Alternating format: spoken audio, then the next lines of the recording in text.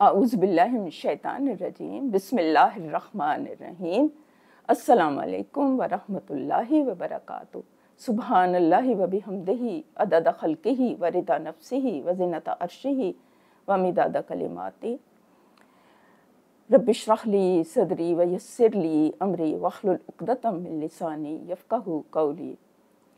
अल्लाह ताला की तौफ़ीक़ से, उसकी ख़ास अनायत से आपके सामने आप सल्लल्लाहु अलैहि वसल्लम का फरमाने आलिशान रखती हूँ कि आपकी बात से बढ़कर किसी की बात हो ही नहीं सकती। टॉपिक कुछ यूँ है कि फ़लाह कामयाबी के लिए 7 हलाक कर देने वाली चीज़ों से बचना इंतहाई ज़रूरी है। मतलब वो 7 हलाक कर देने वाली चीज़ें वो कौन सी हैं? मतलब ये बाकायदा फरमाया गया है कि वो हलाकत का बायस हैं। अच्छा, एक चीज़ मैं अर्ज़ कर दूँ कि इस्लाम की ये इंतहाई खूबसूरती है कि इसमें जहाँ पर अल्लाह ताला ने वाज़े अल्फाज में कुछ चीज़ों के करने का हुक्म दिया है ना, इसी तरह से बहुत वाज़े अल्फाज से बाज़ चीज़ों के ना करने का भी हुक्म दिया है। वो किस वजह से? ताकि हम ज़्यादा कन्फ्यूजन से बचकर हम बिल्कुल एक स्ट्रेट रास्ता इख्तियार कर सकें और हमें पता हो कि ये करना है और ये नहीं करना। और जब हर चीज़ वाज़ेह हो जाती है और रास्ता क्लियर होता है तो उसके ऊपर चलना बहुत आसान हो जाता है कि कुछ डूज़ हैं और कुछ डोंट्स हैं।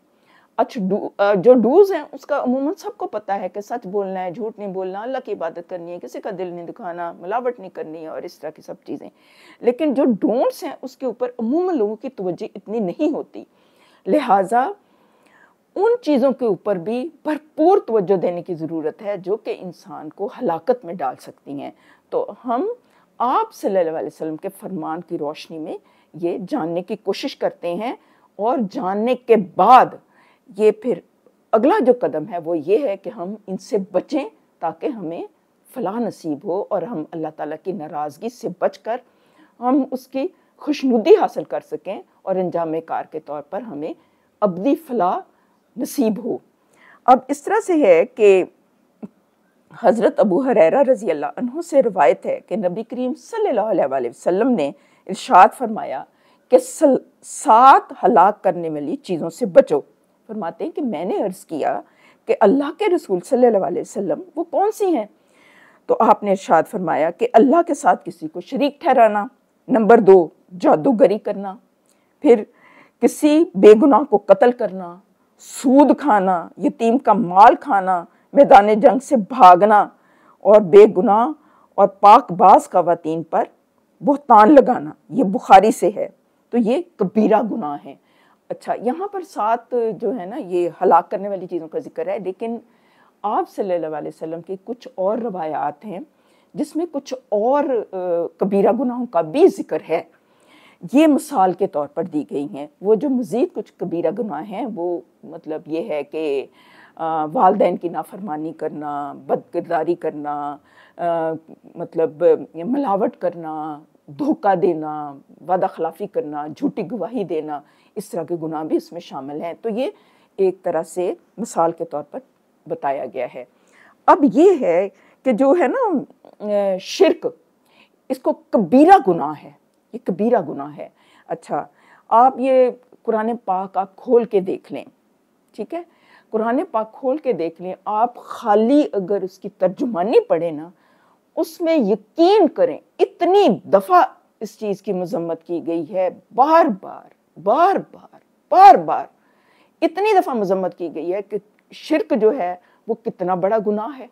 और शिर्क करने से क्या होगा कि शिर्क जो है वो माफ़ नहीं होगा, बाकी सारे गुनाह माफ़ हो जाएंगे। और फिर यहाँ तक अल्लाह ताला ने फरमाया कि ये इतना बड़ा गुनाह है कि अगर आसमान फट पड़े और ज़मीन शक हो जाए तो वो भी मतलब कम है, इसकी शिद्दत इतनी ज़्यादा है।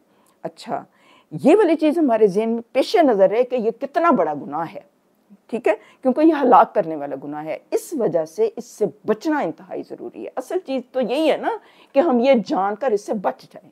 अच्छा, इस सिलसिले में, इस ज़िमन में एक बात मैं अर्ज़ कर दूं कि ये जो शिर्क है ये अलहदा से एक मौजू, एक फुल टॉपिक है, तो इसके ऊपर बात करना, कलाम करने के लिए एक पूरा बहुत ज़्यादा टाइम चाहिए। ये मैं याद दहानी के तौर पर अर्ज़ कर रही हूँ कि शिर्क ज़ात में शिर्क करना, सफ़ात में शिर्क करना, हुकूक में शिर्क करना, इख्तियारात में शिर्क करना, तो वो सारी क्या किस्में हैं, तो इससे क्या, वो आपने खुद से ज़रूर स्टडी करनी है। फिर इसी तरह से जो जादूगरी है ये भी एक फुल टॉपिक है, तो इसके भी आपने खुद से स्टडी करनी है। सूद के बारे में जो भी इंफॉर्मेशन है वो आपने खुद से स्टडी करना है, क्योंकि ये तो मैं याद दहानी के तौर पर चंद नकात आपके सामने पेश कर पाऊंगी, लेकिन इसलिए मैं ये कह रही हूँ कि इनसे बचना क्योंकि ज़्यादा ज़रूरी है, तो इनकी संगीनी को समझने के लिए इनका भरपूर नॉलेज होना बहुत ज़्यादा ज़रूरी है, इसलिए मैं अर्ज़ कर रही हूँ।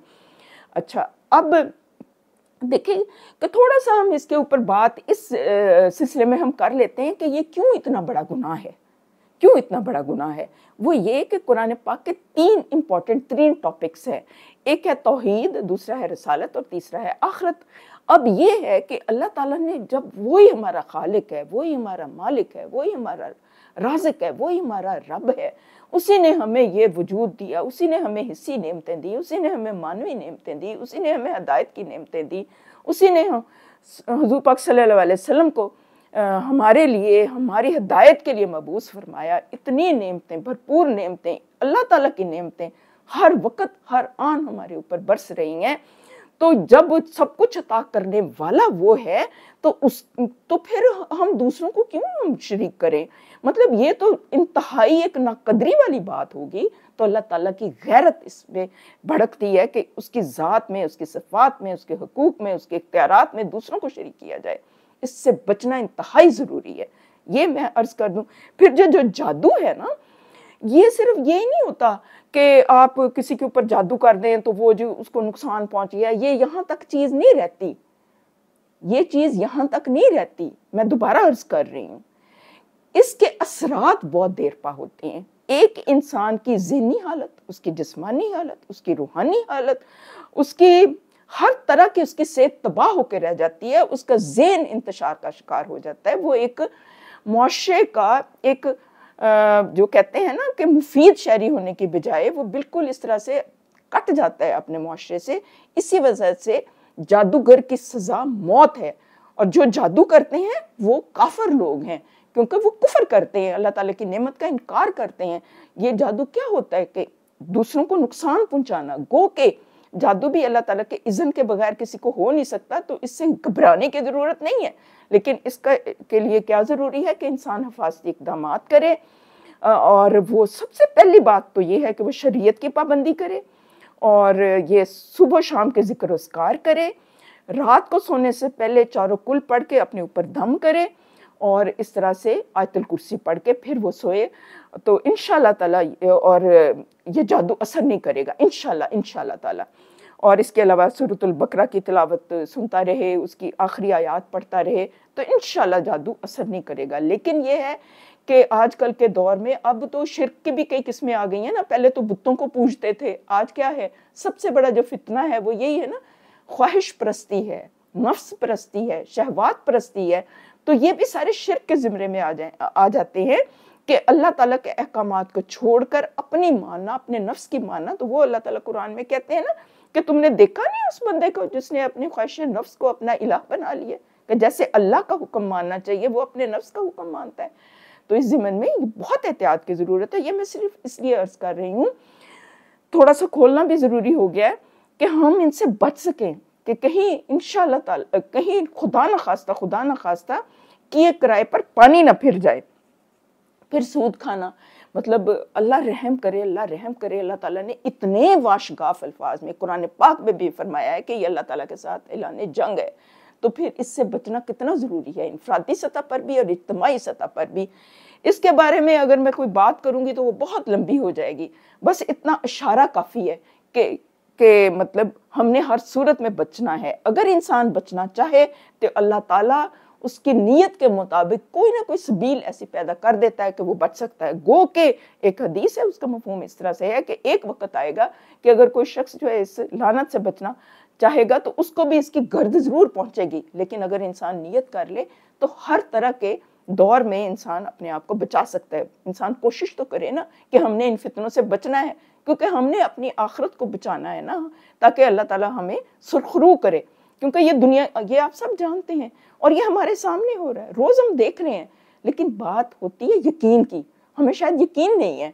जाना तो हर एक ने है ना, मौत तो हम देख रहे हैं ना, कभी किसी की बारी आ गई, कभी किसी की बारी आ गई। आप खुद अपनी फैमिलीज़ में आप देखेंगे, मैं नहीं समझती कि कोई भी ऐसी फैमिली हो कि किसी भी फैमिली में किसी का अजीज़, खुदा न खास्ता अल्लाह ताला सबको अपने हिज़्ज़ो-मान में रखे और उनको मतलब ईमान वाली लंबी उम्र अता फरमाए। लेकिन ये हम अपने सामने देखते हैं कि कभी किसी की बारी है, कभी किसी की बारी है, आई रहती है। तो ये तो बरहक है ना।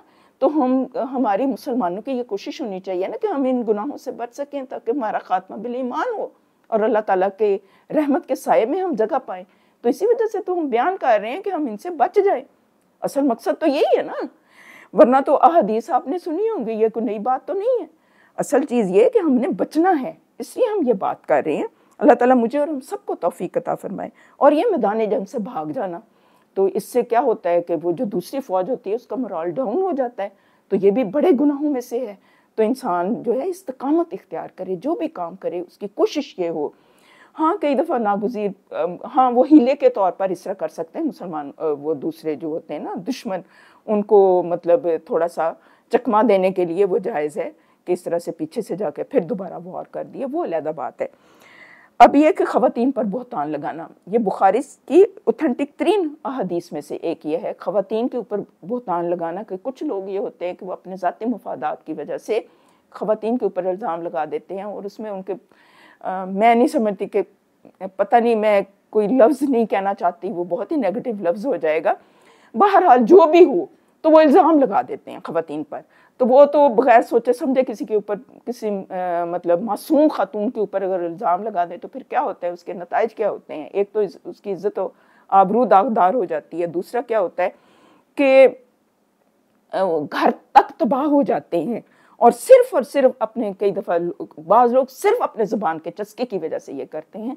तो अल्लाह तौबा कर लेनी चाहिए। अगर कोई इस तरह की चीज़ें इंसान से हो भी जाएँ कभी ना कभी, तो फिर अल्लाह ताला से तौबा कर ले, अल्लाह से रुजू कर ले, माफ़िया मांग ले और दोबारा से उन लोगों से भी माफ़ी मांग ले, अपने अमाल को ठीक कर ले, अपनी करेक्शन कर ले।